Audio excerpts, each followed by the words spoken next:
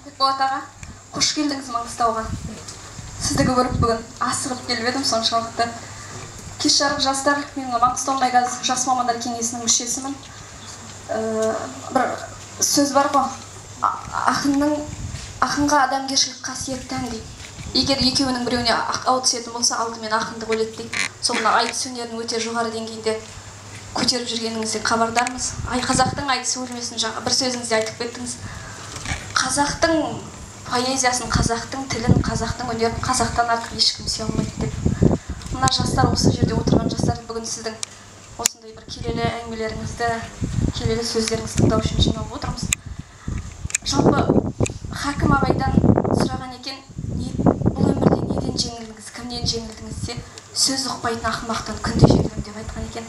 Мына биліктің баспалдақтарында көп жүрдіңіз. Одан айтыс өнерінде, қазақтың төл өнерін дәріптеу мақсатында біраз еңбек сіңірдіңіз, оны жоққа шығара алмаймыз. Халық куә, жастар куә. Сондықтан да мына халықтың айтысына қатысты, қазақтың тіліне, қазақтың дәстүріне қатысты, қазақтың нан жеп, қамын жемей жүргендерден қаншалықты жеңілдіңіз, оларға нені түсіндіре алмадыңыз? Қазақтың дүниесіне қатысты, қазаққа жанашып жүріп, қандай нәрселерді түсіндіре алмадыңыз? Өз ойыңызды қалай? Және қазіргі жастар неден ұтты және неден ұтты? Осы сұраққа жауап берсеңіз.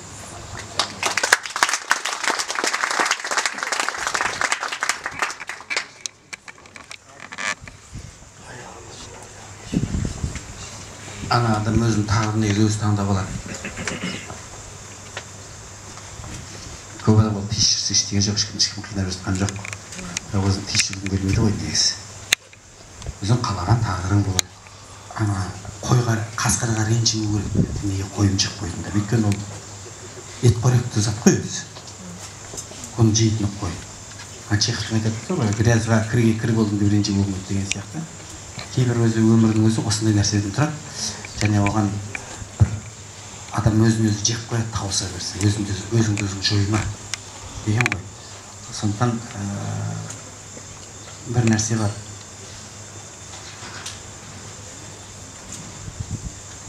Бүкіл адамзатты жақсылыққа шақырып жатқан Нұх өзінің баласына кемеге мін дегенге тілін алдырмаған.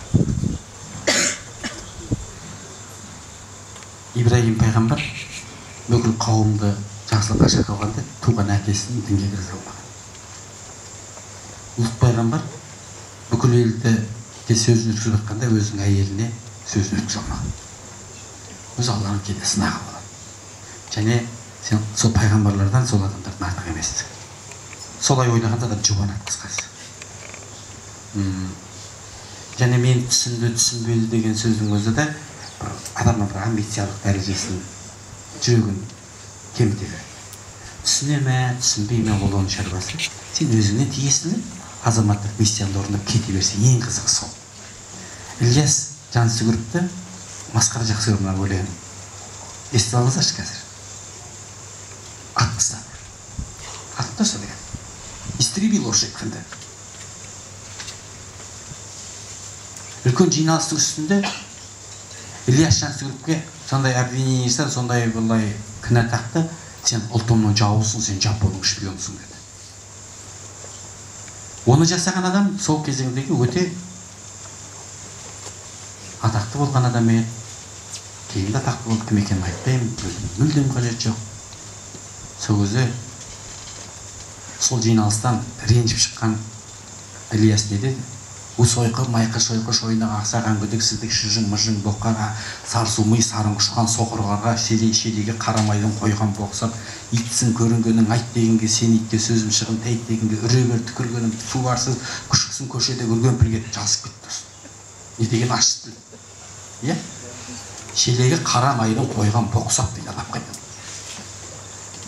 Сөйтіп жазып кетті, бірақ сол обвинение, сол кінәлаудың кесірінен артылып қалды. Закономерный шаруа. Біз ұлттың қамында сөйлеген соң саған тағылатын айып табылады.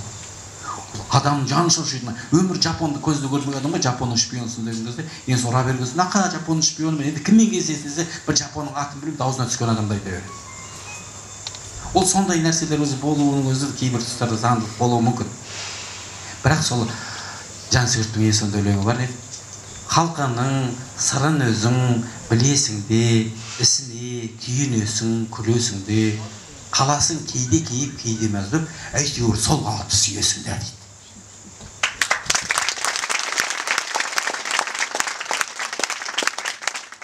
Осыны естігенде Аманжан Жақыптан мен бір жылағым келіп кетті.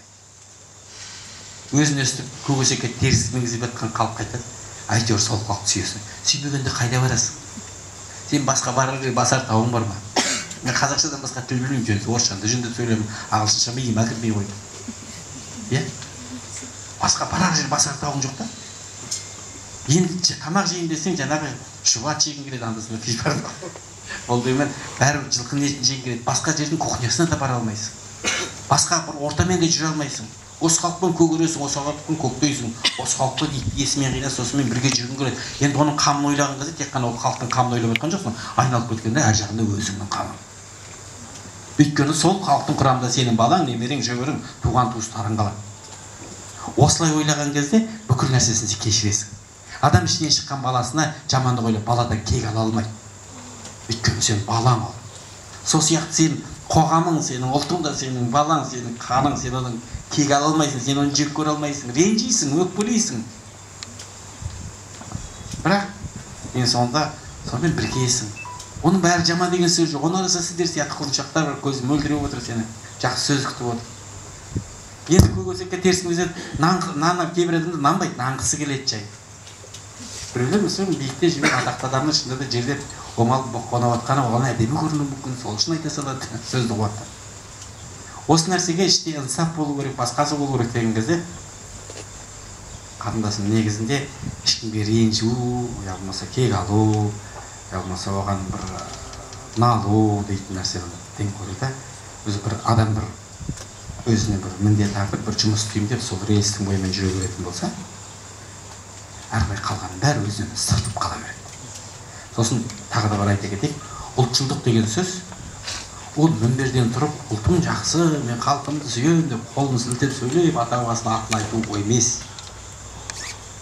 Ұлтшылдық деген сөз қолында мүмкіндік болса, өзі жақыныңа көмектесу. Бастысы ма тендерді қазаққа беру. Ұлтшылдық деген бар ма? Жақыныңа бір көмектесу. Ұлтшылдық деген сөз бір қайманағада жағдайы жоқ бір адамды оқуға түсіріп жүресің ғой. Ұлтшылдық. Ұлтшылдық көршің баласының тойын жасай алмай жатқанда 5-10 тиын артылып қалып, соған қарызға ақша бересің ғой. Сол осы ұлтшылдық. Бұны бір абстрактты нәрсеге мен мақтанып, я болмаса бір өлең шығарып, жылап, мен халқымды сүйе дұрыс, молодец, сүйген жақсы.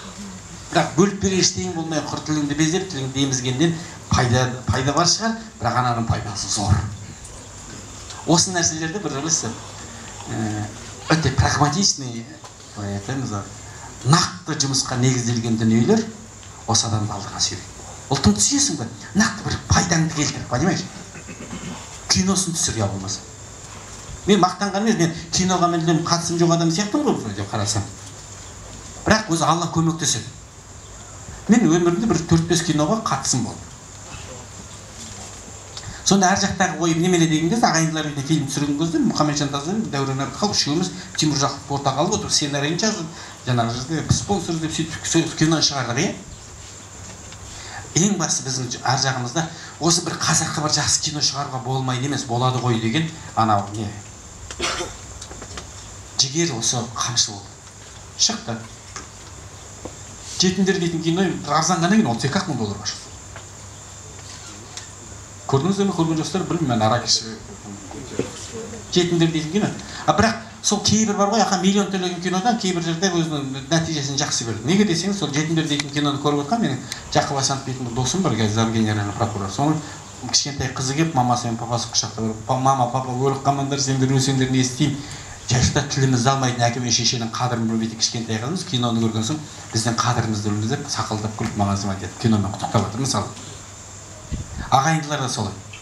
Шын мәнінде бар ғой, ақа сені жан жүрегіңмен егіліп бір жақсылық жасайын десең, Алла тағала өзінің жолыңды ашып қояды. Соны білесіздер. Ол кино жасайын десең, кино жасайсыздар. Әйтпесе мен ұлттық спортта енді бір пәленде рас аттап қостым.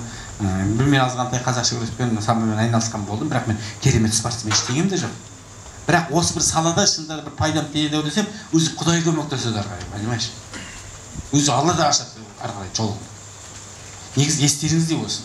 Өзі Құдайға сенушілік деген сөз ол жаңағы жерде тек қана қолыма тәсбих басына сәлде орап алу емес қой.